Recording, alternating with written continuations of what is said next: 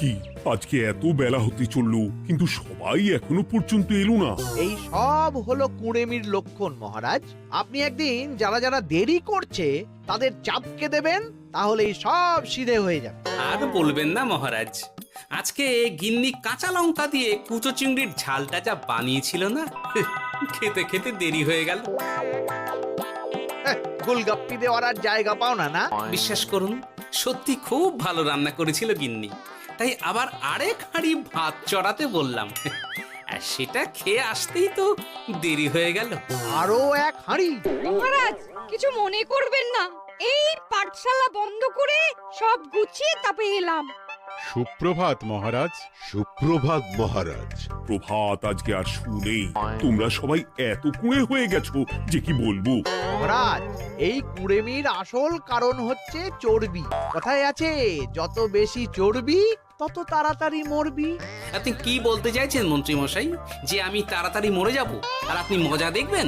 ঠাকুর ঘরে কে, আমি তো কলা খাইনি ব্যাপার হয়ে গেল। গোপালের একদম মোক্ষম জায়গায় আঘাত লেগেছে, যাকে বলে ওই আঁতে ঘা। তুমি বেশি কথা বলো না বৈদ্য, ছুঁচ করে চালুনির বিচার। হ্যাঁ, বৈদ্য তো দেরি করেই এসেছে।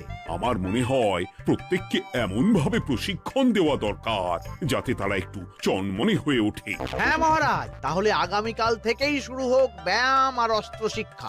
হ্যাঁ, কুঁড়ে থাকলে রাজ্যের কোনো বিপদ আপদেই সভাসদেরা কাজে আসবে না। ঠিক বলেছেন মহারাজ। তাহলে আর দেরি কেন, চলো সবাই এখনই আমরা মাঠে যাই। এই তো মহারাজ ভরপেট খেয়ে এলাম, এখনই মাঠে? ওসব অজুহাত দিয়ে লাভ নেই, চলো চলো চলো।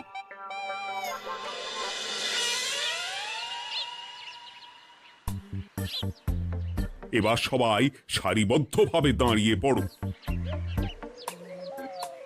কি গোপাল কোথায়? মহারাজ, গোপাল আপনার পিছনে দাঁড়িয়ে আছে, চুপি চুপি। এই এই এই গোপাল, যাও যাও মাঠের মাঝখানে গিয়ে দাঁড়াও। এই চাঁদি ফাটা রোদে কেন মহারাজ সুস্থ শরীরকে ব্যস্ত করছেন? এইসব বাজে কথা শুনতে চাই না। শুয়ে বসে থেকে শরীরের কি অবস্থা করেছো? শরীরের নাম মহাশয়, যা সবে তাই সয়। তুমি যাবে না, তোমাকে এক্ষুনি বরখাস্ত করব। কি জ্বালা! যেখানে আমার সব কাজ বুদ্ধি দিয়েই হয়ে যায়, সেখানে গায়ের জোরের কি দরকার? হ্যাঁ, এই গোপাল, আমি 1 থেকে 3 অব্দি গুনবো, তারপরে সবাই এই মাঠের ধার বরাবর 5 বার পাক দিয়ে দৌড়বে। ঠিক আছে মহারাজ, আমি প্রস্তুত। আমি রোগা পটকা আছি, কোনো সমস্যাই হবে না। হয়ে গেল। সবাই প্রস্তুত? 1 2 3। কি হলো গোপাল, দৌড়াও দৌড়াও। মহারাজ, এর থেকে বেশি জোরে পারবো না। আই, কে আছো? একটা কঞ্চি দাও। এই সেরেছে। বেশ হয়েছে, বেশ হয়েছে। ব্যাটার এবার চর্বি কমবে। কি হলো গোপাল? হ্যাঁ, হয়ে গেল? হ্যাঁ?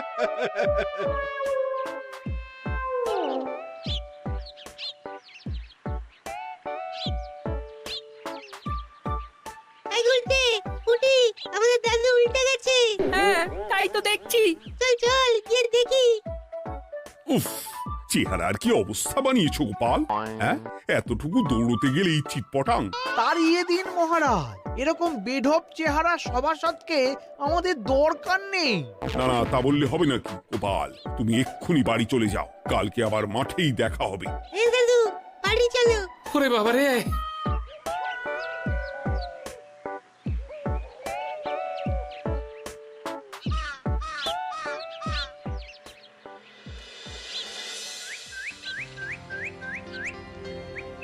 আরে ধুর ছাতার মাথা, তখন থেকে জল খেয়েই চলেছ। কি হয়েছে সেটা বলবে তো? শরীর চর্চা হয়েছে, শক্তি খরচা হয়েছে, আর পারছি না। উফ, বাপরে বাপ, কি পায়ে ব্যথা! এই জন্যেই আমি বলি বাপু, একটু বপুটাও নড়াও, কিন্তু কার কথা কে শোনে? ওরে বাবা, অকারণে সুস্থ শরীর ব্যস্ত করবো কেন বলো তো? বেশি নড়াচড়া করলেই আয়ু কমে যায়। তোমার এই বাজে কথা কোন শাস্ত্রে লেখা আছে শুনি? শাস্ত্রে কেন যাব, বাস্তবে জলজ্যান্ত উদাহরণ আছে। আমি মানতে পারছি না। হুম, মানতে পারছি না বললে তো হবে না, তোমাকে মানতেই হবে। বেশ, প্রমাণ করো।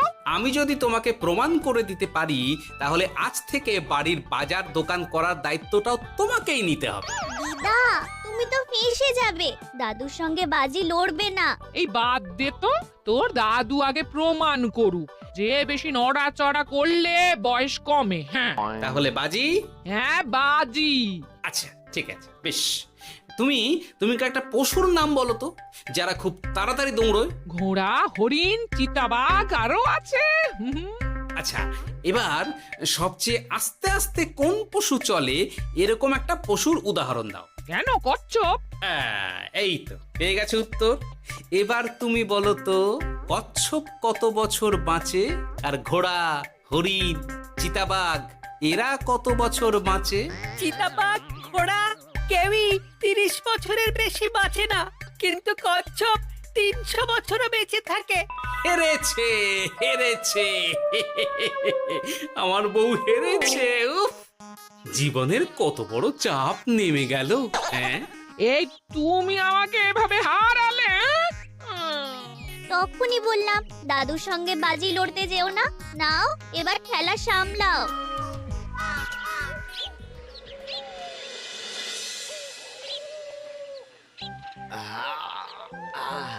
আরো ভালো করে মালিশ কর। আজকে ছোটাছুটি করে পা দুটো বেশ ব্যথা ব্যথা করছে।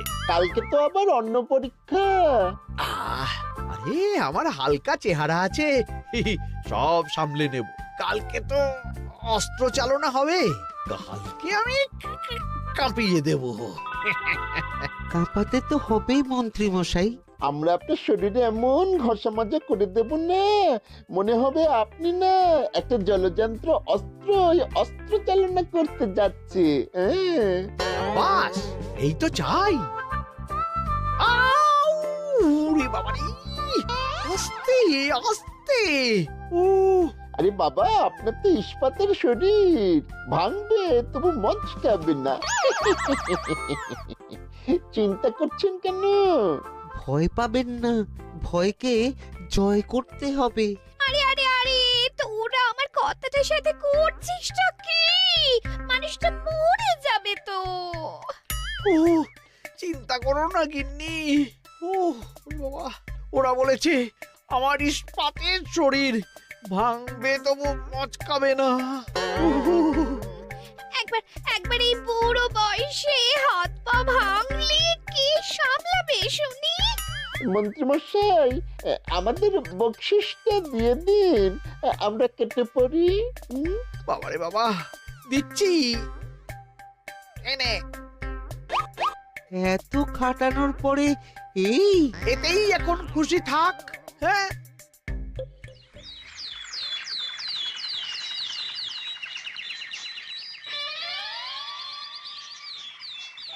এবার তোমাদের সকলকে অস্ত্র শিক্ষা দেওয়া হবে। উফ, রোজ রোজ কি জ্বালাতনে পড়েছি, বাপরে বাপ। বাবা মা কাউকে ডাকার দরকার নেই, ভালো না লাগলে রাজসভা চাকরি ছেড়ে চলে যাও। মহারাজ, এটা তো উচিত নয়। যে যেটাই পারদর্শী তাকে সেটাই করতে দিন না। একটা বাঁদরকে যদি আপনি বলেন শিকার করে মাংস খেয়ে দেখা, সে কি পারবে মহারাজ? মহারাজ, গোপাল একটু বেশি কথা বলছে, ওকে আপনি বের করে দিন। আমি তোমার কথায় গলবো না গোপাল, তোমাদের সবাইকে এখন অস্ত্র শিক্ষা শিখতেই হবে। কর্তার ইচ্ছায় কর্ম, এখন তো আমার আর কিছুই বলার নেই। তাহলে আর দেরি কেন, তোমরা সবাই একটা করে ঢাল আর একটা করে তলোয়ার তুলে নাও। সেনাপতি, বলুন মহারাজ। তুমি সকলকে অস্ত্র শিক্ষা দেবে, তলোয়ার চালানো শেখাবে। এক এক করে প্রত্যেকে তোমার কাছে যাবে আর এক এক করে তুমি সবাইকে তলোয়ার চালানো শেখাবে। আচ্ছা মহারাজ, তাহলে ওই সবার প্রথমে চলে আসুন মন্ত্রী মশাই। হ্যাঁ, আমি প্রস্তুত। আমার শরীর ইস্পাতের মতো, ভাঙবো তবু মচকাবো না।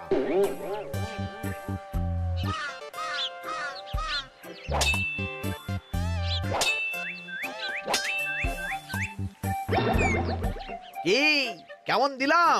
অত সহজ নয় সেনাপতি। আমি মন্ত্রী এমনি এমনি হইনি, আগে অস্ত্র শিক্ষা শিখে তবে মন্ত্রী হয়েছি। এটা কি হলো? হ্যাঁ, আপনি অস্ত্র শিক্ষায় পারদর্শী, কিন্তু আরো বিচক্ষণ হতে হবে। কারণ আজকে এই পাগড়ির জায়গায় আমি যদি তলোয়ার আপনার গলার দিকে চালাতাম, তাহলে কিন্তু আপনার এই ভবলীলা এখানেই সাঙ্গ হয়ে যেত। ঠিক আছে, ঠিক আছে, মনে রাখবো। এবার বাকিদের তো ডাকো। হ্যাঁ, এরপরে তলোয়ার চালানো শিখতে আসবে গোপাল। গোপাল দাদু, গোপাল দাদু। বাবা বাবা বাবা, গোপাল তুমি আবার দলবল নিয়ে এসেছো। হুম, দেখি তোমার কত দম। গোপাল, তুমি প্রস্তুত হও। হ্যাঁ হ্যাঁ, আমি প্রস্তুত। ওরে বাবারে, এ তো ভয়ানক চাপের কাজ, আমাকে বেশ বেগ পেতে হচ্ছে। সামলাও গোপাল।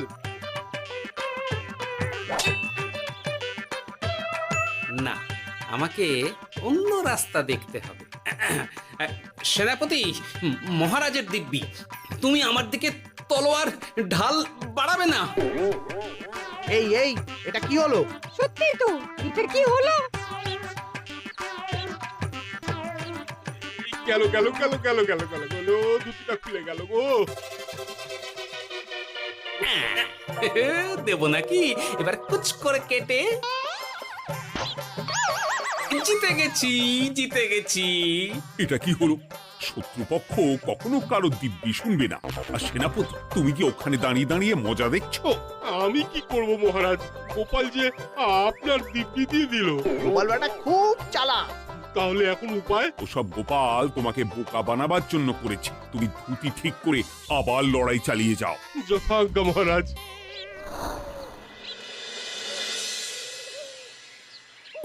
কিরে ন্যাপলা, তোদের দিদা আমার জন্য কি রান্না করে পাঠিয়েছে রে? এই তো ভাত, আলু সেদ্ধ, এই পুঁই শাকের ঝোল আর রুই মাছের ঝাল। আর তোদের যে তোষক, বিছানার চাদর আনতে বলেছিলাম, এনেছিস তো? ওই তো দাদু, কুটির গুলটে আর বাকিরা সবাই ধরাধরি করে নিয়ে আসছে। ব্যাস, তাহলে তার কোনো চিন্তা নেই। খেয়ে একটা জব্বর ঘুম দেব, কারণ এখানে যা রঙ্গ দেখছি তাতে বিকেল হয়ে যাবে। তলোয়ার শিক্ষা আজকের মতন এটুকুই থাক। এবার শুরু হবে বল্লম শিক্ষা। সবাই আবার আগের মতন সারিবদ্ধভাবে দাঁড়িয়ে পড়ো। আহ, তোদের দিদা পুঁই শাকটা কিন্তু বেশ জব্বর বানিয়েছে। তোদের দিদার হাতের রান্নার কোনো তুলনাই নেই। আহা, কি স্বাদ! কি গোপাল আবার কোথায় গেল? এই তো মহারাজ, আমি এখানে ওই পুঁয়ের ঝোল আর রুইয়ের ছাল দিয়ে ভাত খাচ্ছি। এসব কি মাঠের মধ্যে খাওয়া? আরে শরীরটাকে তো রাখতে হবে। তাড়াতাড়ি খেয়ে এইদিকে এসো। আসছি আসছি আসছি। এবার আমি তোমাদের দেখাবো কিভাবে বল্লম নিয়ে তেড়ে যেতে হয়। দেখান মহারাজ।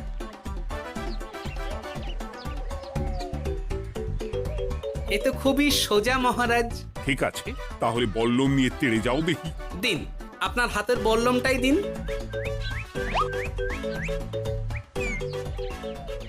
আরে আরে, গোপাল তো মাঠ থেকেই চলে গেল। আমি ডেকে আনছি মহারাজ। আরে আরে, ও গোপাল, গোপাল, মহারাজ ডাকছেন। আমোদ আমোদ। মহারাজ বলেছেন বল্লম নিয়ে তেড়ে যেতে। তেড়ে গিয়ে আবার ফিরে আসতে তো উনি বলেননি। আরে, এ তো মহা মুশকিল। উনি এক্ষুনি তোমাকে মাঠে ফিরতে বললেন। সেটা আপনাকে বলতে পারে সেনাপতি, আমাকে তো বলেনি। আমি চললাম।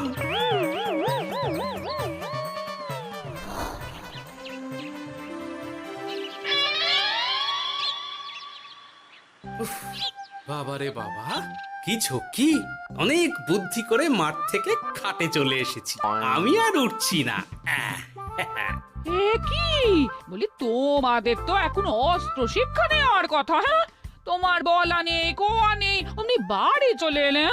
আরে বাবা, ওইসব অস্ত্র শিক্ষা মানেই সুস্থ শরীরকে ব্যস্ত করা, অসহ্য খাটনি, অযথা কষ্ট। কষ্ট করলে তবেই কেষ্ট পাওয়া যায়। হ্যাঁ, তোমায় আমি আগেও বুঝিয়েছি, যেখানে বুদ্ধি কথা বলে সেখানে দেহের শক্তি নীরব দর্শক গিন্নি। আরে বাবা, সে না হয় বুঝলাম, কিন্তু মহারাজ তো ভালোর জন্য সবাইকে অস্ত্র শিক্ষা দেওয়ার চেষ্টা করছে না? আরে বাবা, যার যা কাজ তাকে সেটা করালেই পারে। মহারাজ তো সেটা বুঝতেই চাইছেন না। আমি এখন ঘুমো।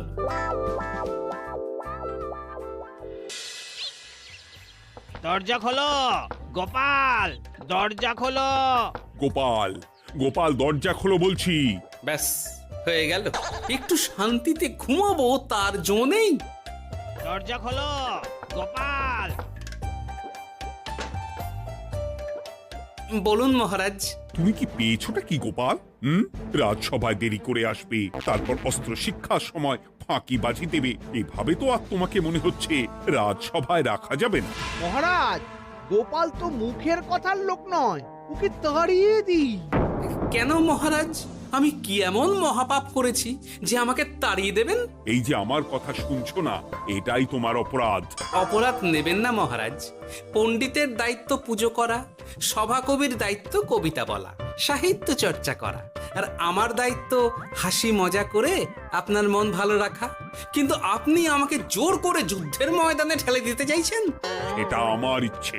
আমিও তো মহারাজ ইচ্ছে করলেই অনেক কিছু করতে পারি। চোখ বন্ধ করে লক্ষ্য ভেদ করতে পারি, শুধু বুদ্ধি দিয়ে। আরে বাহ, এত বড় কথা! তাহলে মহারাজ, ওকে বলুন পরীক্ষা দিতে। কি পরীক্ষা? আমি একটা ঘরে বর্ম পরে দাঁড়িয়ে থাকবো, তোমার হাতে অস্ত্র দেব, আমার মাথায় একটা আপেল থাকতে হবে, আর তুমি কিভাবে আমার মাথা থেকে ওই আপেল ফেলতে পারো দেখব। এ তো খুবই সোজা।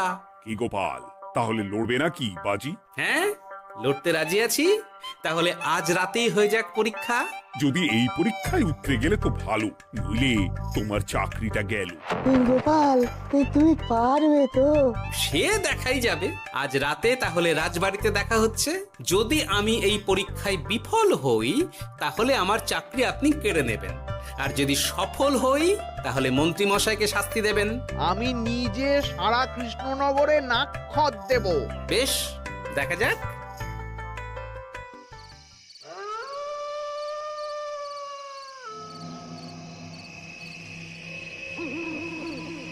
কি মন্ত্রীমশাই, ব্যবস্থা সব ঠিকঠাক হয়েছে তো? হ্যাঁ, এবার শুধু গোপালের পরীক্ষার পালা। আমি তাহলে বাইরে গেলাম, গোপালকে পাঠিয়ে দিচ্ছি।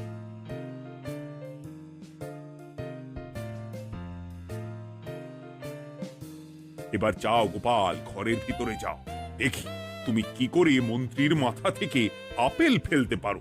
আপনি তো শুধু আমার চোখ ঢেকেছেন, আমার নাক মুখ কানও ঢেকে দিন, যাতে ঘ্রাণেন্দ্রিয় শ্রবণেন্দ্রিয়েরও সাহায্য না নিতে পারি।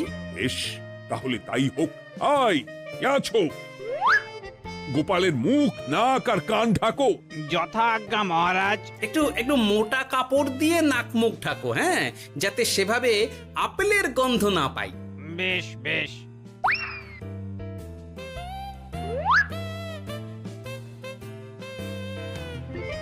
যাও গোপাল। গোপাল, এবার তোমার চাকরি গেল। এবার তুমি কি করবে? কি করবে? দৌড় ঝাঁপে ফাঁকিবাজি? হ্যাঁ,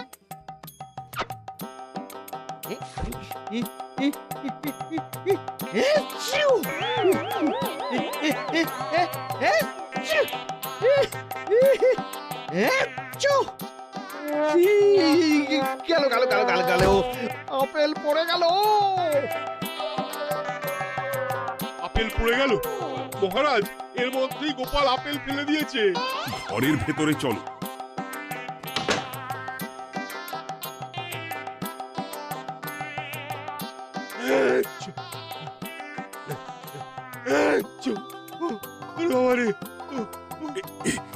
কি ওরে বাবারে বাবা, কি ঝাঁজ! ওরে বাবারে বাবা। কি মহারাজ, দেখলেন তো গোপালের চমক? অস্ত্র ছাড়াই আপেল ফেলে দিলাম। কি, এটা তো তুমি নীতি বিরুদ্ধ কাজ করেছো। সারা ঘরে নস্যি ছড়িয়ে দিয়েছো। মহারাজ, হাতে গিয়ে আপেল পড়ে গেছে।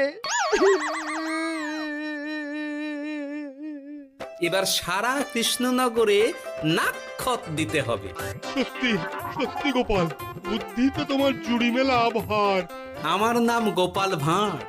একটা কথা মনে রাখবেন, কেউটে সাপের লেজে পা দেবেন না, আর গোপালের কাজে বাধা দেবেন না। যে কাজ বুদ্ধি দিয়ে করা যায় তার কাছে শক্তি ছোট্ট শিশু মাত্র। সত্যি গোপাল, আজ তুমি সেটাই প্রমাণ করে দিলে। আর আজ থেকে তোমাকে তোমার ইচ্ছার বিরুদ্ধে খাটাবো না। তুমি খাও দাও, ভুড়ি বানাও। যার যা কাজ সে তাই করবে। যেমন এখন মন্ত্রী মশাই নাক্ষত দেবেন। হ্যাঁ, ভুল করে বাজি ধরে ফেলেছি, এখন নিজেই চাপে পড়ে গেলাম। তাহলে আর দেরি কেন? নাক্ষত এখন থেকেই শুরু হোক। কৃষ্ণনগরের রাস্তা শেষ হতে হতে সকাল হয়ে যাবে।